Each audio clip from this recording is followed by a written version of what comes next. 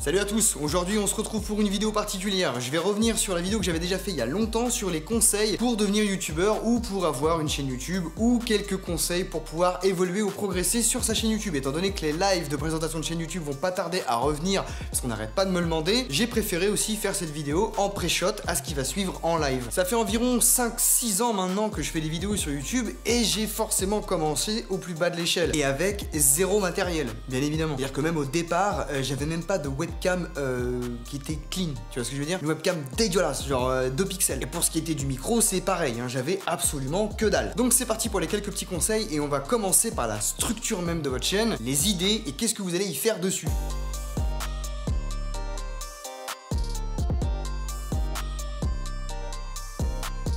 Avant toute chose, ce qui est hyper important, c'est qu'il faut jamais oublier que ce qu'on fait sur YouTube, on le fait pour soi-même avant de le faire pour les autres. Il faut toujours faire absolument ce qu'on aime. Sinon, avec les années qui passent, on finit par se sentir obligé de produire ou de faire des choses pour sa communauté et on finit par se perdre soi-même et ne plus avoir le contrôle de sa chaîne. Perdre le contrôle de sa chaîne, c'est vraiment pas cool. Donc pour commencer une chaîne YouTube, rien de plus simple.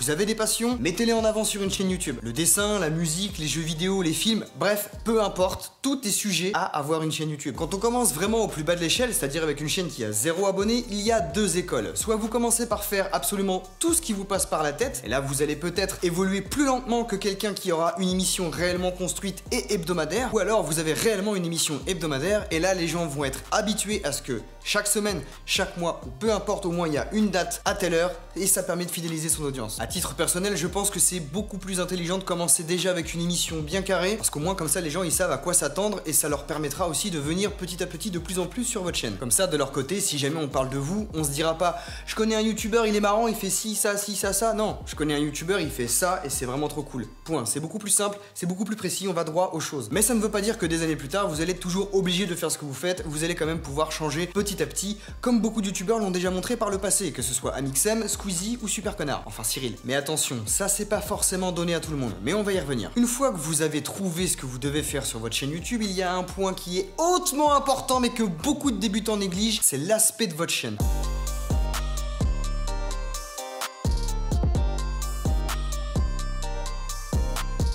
Dites-vous juste une chose, l'accueil de votre chaîne YouTube est comme la vitrine d'un magasin. Si c'est dégueulasse, ça donne pas forcément envie de rentrer dans ce magasin. Si la déco pue la merde, ça donne pas non plus envie d'acheter les produits. Donc pensez à faire en sorte d'avoir une charte graphique et un aspect à votre chaîne. N'importe quel youtubeur d'un tant soit peu professionnel ou qui a déjà un certain nombre d'abonnés et un certain background de vie sur la chaîne, c'est ce genre de choses parce que c'est hyper important. Ne négligez jamais la bannière et ne négligez jamais les titres ni même les miniatures. Encore moins les miniatures. Pour ce genre de choses, vous avez plusieurs types d'applications ou logiciels qui vous permettront de faire des miniatures ou des bannières qui ont un peu plus de gueule. Bien évidemment, il y a Photoshop, mais je sais bien que bon, faut donner de l'argent et quand on commence avec absolument rien, c'est pas forcément évident de claquer des trucs dans Photoshop ou dans d'autres logiciels payants. Et que vous êtes quelqu'un qui ne possède pas la roublardise en lui. L'un des logiciels de retouche photo qui me vient tout de suite en tête et qui est gratuit, c'est GIMP. Mais alors attention, par contre pour les débutants, c'est vrai qu'il va falloir un petit peu pratiquer avant d'avoir un certain niveau. Et ne vous en faites pas pour ça, il y a énormément de tutoriels sur YouTube ou même Google. Donc bon, avec un petit peu d'apprentissage, on finit par avoir un certain niveau. Mais il n'y a pas que GIMP forcément, donc vous inquiétez pas, je vous mettrai en description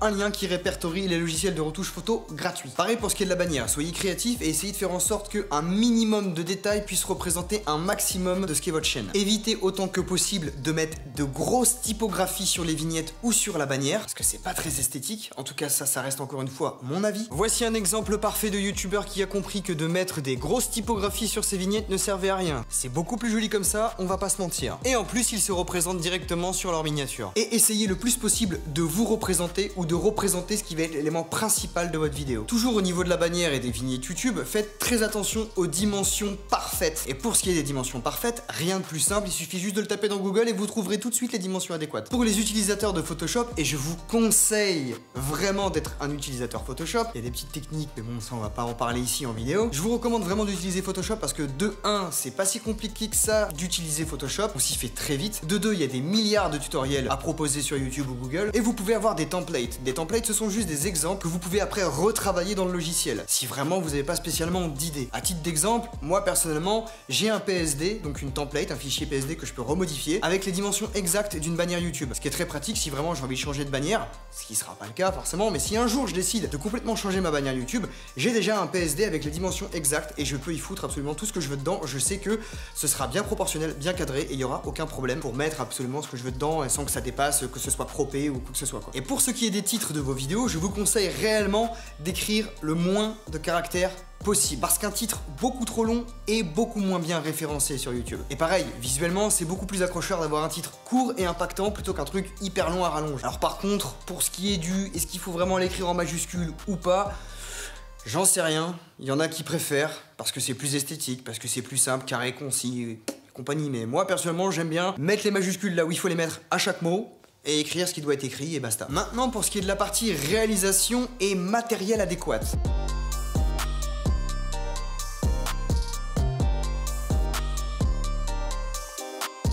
Alors vous n'êtes pas forcément obligé d'avoir une grosse caméra à 2500 boules, des éclairages de psychopathe et un micro de bâtard pour pouvoir faire des vidéos qui soient quand même un minimum crédibles et qui tiennent la route. Je pense déjà que la plupart d'entre vous possèdent soit une webcam, soit un smartphone. En tout cas, si vous voulez vous lancer sur YouTube, je pense que c'est déjà le minimum requis. Et si vous n'avez absolument pas de webcam, ni même de smartphone, vous n'êtes pas obligé de faire des vidéos face cam, et vous n'êtes pas non plus obligé de faire des vidéos où on vous voit tout simplement. Un bon micro et de belles illustrations suffira à faire une vidéo qui tient la route. À titre d'exemple, vous avez les vidéos de Doc7 ou les vidéos de Top 10, qui se représentent que très peu en vidéo. Et pourtant, leurs vidéos se regardent parfaitement sans aucun problème. Mais par exemple, si vous n'avez vraiment pas de caméra et que vous n'avez qu'une pauvre webcam nulle ou un téléphone, et que vous trouvez que vos images sont vraiment dégueulasse, un conseil à ça. Utilisez de la lumière, un maximum de lumière. Soit la lumière naturelle, ce qui sera forcément la meilleure pour ce genre d'appareil, soit de la lumière la plus blanche possible. Encore une fois, pour ce genre d'appareil. Parce qu'une fois que vous allez toucher un petit peu à la colorimétrie, qu'on va voir ça juste après, ça va être un petit peu plus facile si votre image paraît un peu uniforme au niveau des tons et des couleurs, que si c'est déjà trop blanc, cramé à mort par une très mauvaise lumière, ou en sous-exposition parce qu'il y a zéro lumière, ou parce que vous avez une lumière jaunâtre et que ça vous fait vraiment un filtre jaune sur la gueule. Ça va être compliqué. Pensez toujours à filmer en 1080p si possible. Parce que bon, maintenant il y a beaucoup de vidéos en 4K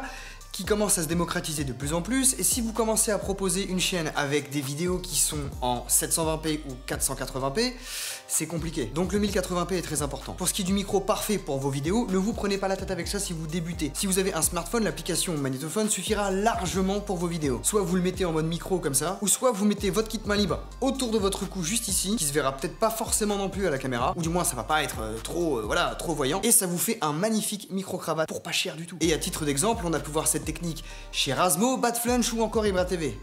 Eh ouais. Sinon après, si vous voulez vraiment investir dans du matériel audio, parce que je pense que l'audio est plus importante que la vidéo, mais ça aussi ce n'est qu'un avis personnel, vous avez ce genre de micro, ça c'est un Videomic Pro, il fait très bien l'affaire, il est pas non plus si cher que ça, et juste en dessous de celui-ci, vous avez le Videomic Go, qui lui aussi fait parfaitement l'affaire. Pour ce qui est de la partie logicielle maintenant.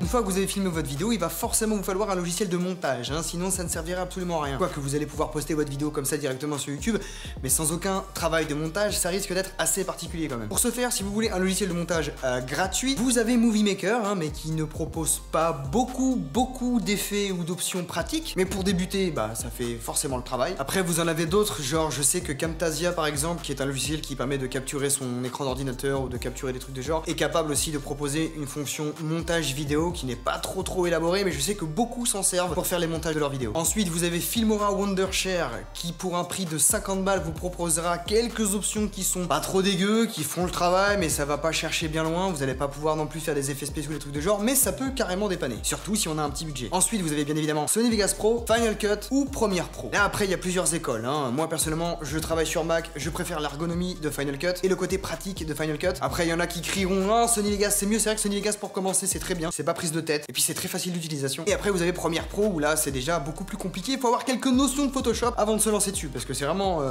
des fois c'est un peu indigeste. Mais celui que je vous recommande vraiment pour commencer, c'est Sony Vegas Pro. Après soit vous l'achetez parce que vous avez les moyens, soit bah voilà, vous m'avez compris quoi, hein. Et là encore une fois, pas de panique, si vous êtes vraiment une merde dans la maîtrise de ces logiciels là, il y a mais alors une pléthore de tutoriels sur YouTube ou Google. Vous ne pouvez pas passer à côté de ça de toute façon. Si vous lancez votre chaîne YouTube, quel que soit le concept que vous allez faire, regardez des tutos, regardez des tutos, regardez des tutos. toujours. Vous êtes obligé de vous en manger plein la gueule. Même si vous connaissez déjà des astuces qui vous ont déjà aidé par le passé, il y a forcément un mec qui va vous donner une astuce que vous ne connaissez pas forcément et vous allez vous dire oh putain, donc bouffez-vous des tutos. Une fois que vous êtes dans votre logiciel de montage, un truc essentiel pour qu'une vidéo ne paraisse pas trop amateur, c'est faites attention à vos putains de cuts. Entre chaque plan que vous allez mettre sur votre timeline, faites un zoom au maximum dessus pour couper le plus à ras possible du spectre audio qui va s'afficher sur ce rush, pour que chaque cut soit bien plus digeste à l'écran. Dites-vous juste un truc, les blancs qu'on va devoir voir dans vos vidéos, c'est des blancs qui seront justifiés, c'est des blancs que vous avez prévus pour. On ne doit pas voir les blancs avant de parler, ni même après avoir fini sa phrase. Ces blancs-là, il faut les enlever quoi qu'il arrive, le plus possible. Autre point très important pour faire en sorte que vos vidéos paraissent un peu moins amateurs et un peu moins cheap, touchez un peu à la colorimétrie. Là aussi, il y a énormément de tutos, donc vous n'allez pas être dépaysé, mais touchez un maximum à la colorimétrie. Un peu à l'exposition et un peu à la colorimétrie, c'est très important. Parce que généralement, quand c'est filmé avec une webcam, c'est pas ouf niveau qualité, mais vous pouvez rattraper ça avec la colorimétrie et l'exposition. Vous pouvez rattraper ça aussi sur un smartphone quand la qualité n'est pas très ouf. Donc pensez-y, c'est hyper important. Autre conseil en vrac que je pourrais vous donner, qui sont pas non plus nécessaires, tout dépend encore une fois de ce que vous faites, mais pensez à faire des transitions qui dynamisent votre vidéo. Quand vous montrez un exemple, quand vous faites un blanc justifié, ou quand il y a un petit sketch, bam bam, transition. Ça permet de dynamiser son contenu et c'est hyper important. Pensez aussi à mettre de la musique dans vos vidéos. Je dis pas que c'est forcément nécessaire tout le temps, encore une fois, mais des vidéos qui sont vides d'ambiance sonore, c'est vraiment lugubre. Ça fait vraiment... t'as comme un sentiment de il manque un truc. Là aussi, encore une fois, trouver de la musique libre de droit n'est pas très compliqué, hein. Vous avez YouTube ou même Google, comme d'hab, et directement dans la bibliothèque de son YouTube. YouTube propose ça directement sur son site, en fait. Vous avez un onglet quelque part, je sais plus comment il s'appelle. Pensez aussi à mettre des bruitages sur les effets que vous pouvez mettre. Pas non plus tout le temps, encore une fois, c'est bien d'avoir un certain équilibre, mais pensez à mettre des bruitages sur les effets que vous mettez. Quand il y a une image qui pop, quand il y a un extrait qui arrive ou quoi que ce soit, parce que pareil, si vous mettez une transition en balayage et que vous mettez pas de bruitage, ça paraît bizarre. Exemple, pas de bruitage, c'est bizarre, et là, c'est nettement mieux. Ah oui, autre petit détail comme ça que je voulais dire, si vous faites des vidéos en mode portrait, bon, déjà pourquoi j'ai envie de dire, et puis c'est très chiant, mais si jamais vous le faites et que vous n'y pensez pas et que le plan doit être intégré à votre vidéo, pensez à sur votre timeline, là où vous allez faire le montage de votre vidéo, à dédoubler la vidéo principale, comme ça vous avez deux rushs de la même vidéo l'un sur l'autre, celui qui se trouve dessous, vous allez l'agrandir un maximum et foutre du flou par-dessus, comme ça ce sera beaucoup plus joli et ça vous évitera d'avoir des putains de bandes noires qui sont vraiment dégueulasses.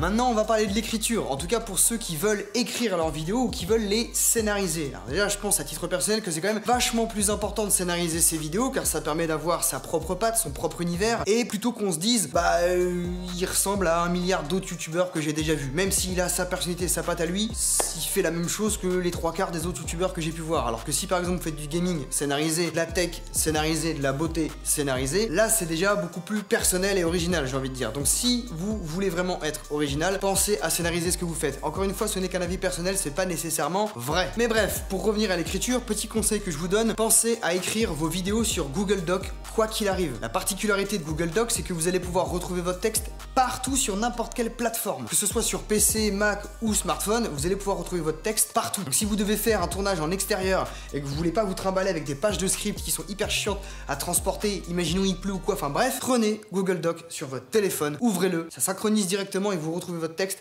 partout. Et en plus, vous pouvez le modifier quand vous voulez, quoi. Autre petite particularité de Google Docs, si vous avez la flemme d'écrire, en tout cas ça fonctionne uniquement sur Google Chrome et ça c'est chiant. Bref, si vous avez la flemme d'écrire, mais que vous devez écrire quand même parce que c'est important de le faire, utilisez Google Docs sur Google Chrome. Et dans l'onglet outils, vous allez pouvoir avoir un truc qui s'appelle saisie vocale. Et là, il suffira juste de parler et ça écrira directement sur votre écran. C'est quand même vachement pratique et un gain de temps non négligeable. Et si vous n'avez pas de micro sur votre PC, ce qui me paraît quand même un peu incroyable, vous avez toujours votre téléphone qui pourra être capable de faire la même chose. Comme par exemple là sur smartphone, vous avez un petit micro, vous avez juste à appuyer dessus et normalement si je parle, ça commence à écrire. Là vous allez pas bien voir mais normalement là voilà, ça commence déjà à écrire ce que je dis. Plutôt précis et ça sauve des vies. Autre petit conseil bonus que je vous donne vis-à-vis des applications, vous avez l'application qui s'appelle Telegram, qui est un peu comme WhatsApp, grosso merdo. Mais là, ce qui est pratique dans cette application, c'est que vous allez pouvoir vous envoyer des trucs à vous-même. Et encore une fois, sur n'importe quelle plateforme, que ce soit téléphone, iOS, Android, PC, peu importe, vous allez pouvoir retrouver tout ce que vous vous envoyez partout, tout le temps. Et ça, c'est très pratique. Par exemple, si jamais j'ai pris une photo dans mon téléphone et qu'il faut que je la retrouve de suite sur mon PC sans passer par une carte SD ou une clé USB, je l'envoie sur Telegram, j'ouvre Telegram sur le PC, bam, j'ai directement ma photo. Toujours dans les conseils bonus vis-à-vis des applications, là pour le coup c'est pas une application, c'est plus une page internet qui s'appelle Remove Background. Donc ça c'est par rapport aux vignettes. Ce qui est très pratique avec ce site-là, c'est que vous allez pouvoir détourer instantanément n'importe quel personnage en premier plan sur une photo. Et je ne vous cache pas que quand vous êtes obligé de réaliser une vignette et que vous ne trouvez pas forcément des photos de très bonne qualité et qu'il faut les détourer et qu'il y a énormément de choses derrière le personnage, c'est hyper chiant et ce site-là sauve énormément la vie. C'est un truc de ouf. Donc pensez aussi à Remove Background pour vos vignettes, vos bannières, vos incrustations vidéo, peu importe, en tout cas ça sauve énormément les vies. Bon écoutez, je pense qu'on va s'arrêter ici parce que déjà la vidéo fait 15 minutes et je pense que c'est déjà suffisant. On reviendra dans une partie 2 pour un peu plus appuyer certains points que j'ai survolés dans la vidéo et je continuerai toujours à vous donner quelques astuces qui pourront largement vous faire gagner du temps. On verra aussi quand on a déjà une chaîne YouTube comment améliorer tout ce qu'on a déjà sur sa chaîne. Attention, je n'ai pas la science infuse mais j'espère au moins que ça pourra en aiguiller certains. Bref, si vous voulez me soutenir, n'hésitez pas à mettre un petit pouce bleu, ça fait toujours plaisir, je sais que je le demande pas, mais bon des fois ça peut aider. Si vous voulez me soutenir financièrement et gratuitement, j'ai un lien YouTube dans la description. Quant à moi, je vous dis à la prochaine pour la suite de mes chers abonnements, je vous fais des bisous et à la prochaine. Ciao.